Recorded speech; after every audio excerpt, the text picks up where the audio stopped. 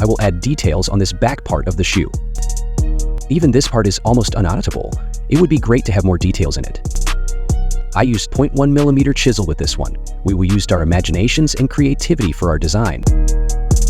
This modification requires patience and practice, as mistakes like uneven lines or accidental slips can damage the model's surface.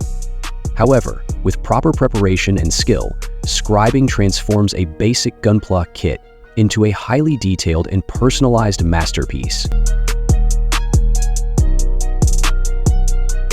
When done correctly, scribing adds depth and dimension to flat surfaces, giving the kit a more dynamic and mechanical appearance. It also enhances the overall aesthetic by creating areas for panel washing and shading, which highlight the engraved lines and make the model more visually striking.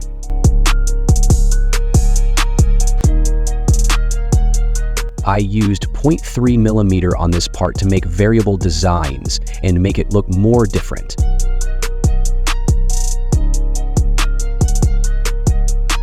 I always make sure to clean the parts using a brush to remove excess parts that stuck on the grooves. This time I sanded the parts with progressive sanding using 600 and 800 grit.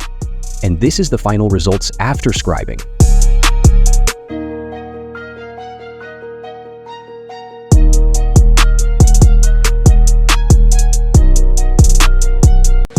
Next is the front part of the shoe.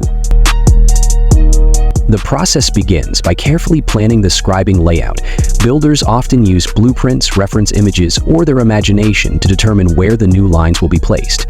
Precision tools such as scribers, chisels, and rulers are essential for achieving clean and symmetrical lines.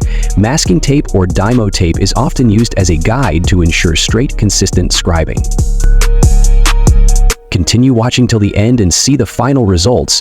And if you like this type of content, please consider subscribing to my YouTube channel and follow me on TikTok, Gundam for Everyone. Thank you and cheers to all of our Gunpla builder friends out there.